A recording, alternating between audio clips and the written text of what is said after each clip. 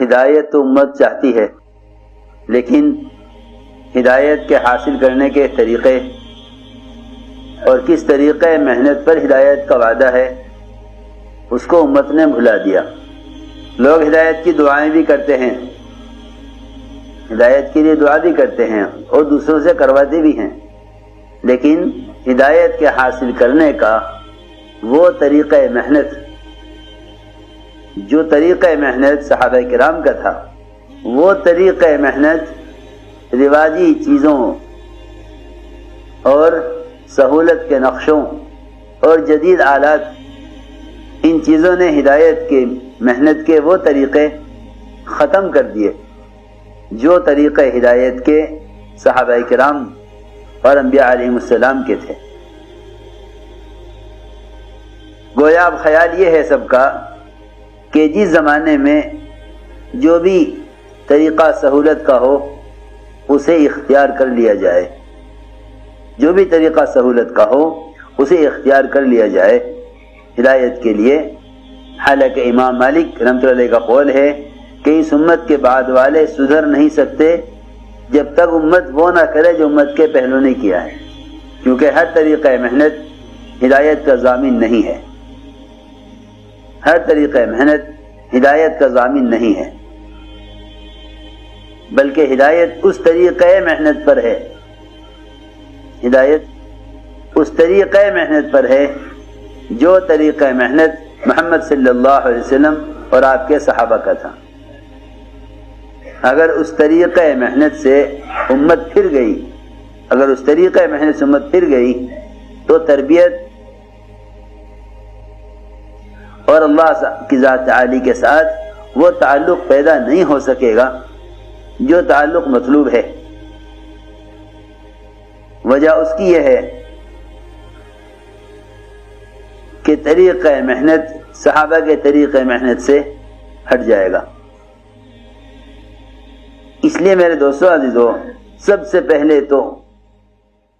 اس بات پر سب غور کریں گے اجتماعی طور پر کہ وہ کیا طریقہ محنت ہے جس طریقہ محنت پر ہدایت کا اور تربیت کا وعدہ ہے۔ وہ کیا طریقہ محنت ہے جس طریقہ محنت پر ہدایت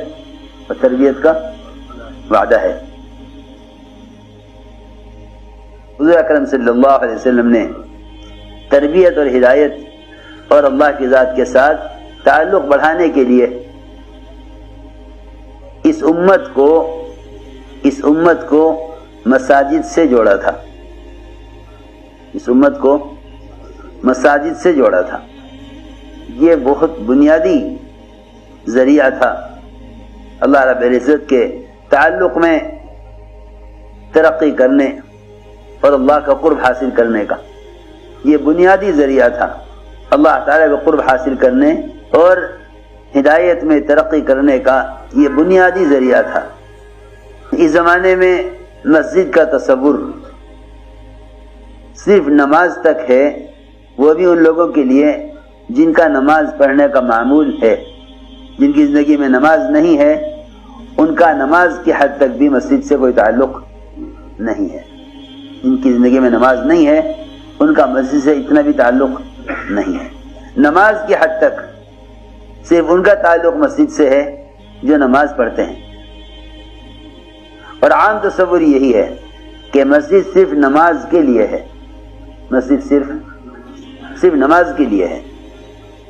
حالانکہ یہ بات نہیں ہے، بلکہ جس طرح نماز بہت سے اعمال کے اور بہت سے افعال کے مجموعے کا نام ہے، اس طرح مسجد بہت سے اعمال کے مجموعے کا نام ہے، مسجد بہت سے اعمال کے مجموعے کا نام ہے۔ اگر وہ سارے اعمال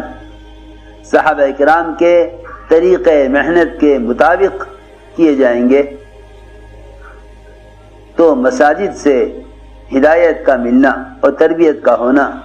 بلکہ اس سے بڑھ کر دنیاوی مسائل کا حل اور آخرت کے بڑے بڑے مسائل کا حل، وہ سب کا سب مسجد سے جوڑا گیا ہے۔ ہر مسئلے کا تعلق مسجد سے تھا۔ میں اس لیے عرض کر رہا ہوں کہ کام کرنے والوں کا بھی اب خیال یہ ہے کہ بس یہ ایک دو کام مسجد کے ہیں، ان کا ہو جانا یہ کام کی اور طریقہ کار کی حد یہ ہے، حالانکہ ایسا نہیں ہے، بلکہ امت زندگی کے ہر مسئلے میں مسجد سے رجوع کرے اور ہر مسئلے کو اللہ تعالیٰ سے براہ راست حل کروائے مسجد کے راستے سے۔ اس پر امت کو ڈالا گیا تھا، امت کے ہر مسئلے کا تعلق براہ راست مسجد سے تھا۔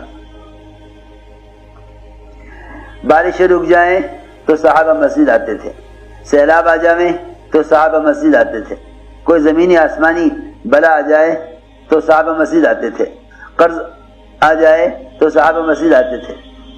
یعنی زندگی کے ہر مسئلے کا تعلق مسجد سے تھا، زندگی کے ہر مسئلے کا تعلق براہ راست مسجد سے تھا۔ اس زمانے میں جتنے بھی مسائل ہیں دینی یا دنیاوی، وہ مسجد سے باہر کے شعبوں میں تقسیم ہو کر رہ گئے۔ مسجد سے علم اور ایمان کے حاصل کرنے کا تعلق ختم ہو گیا، کیونکہ سب سے بنیادی فریضہ وہ ایمان ہے، سب سے بنیادی فریضہ ایمان ہے۔ مساجد سے ایمان کے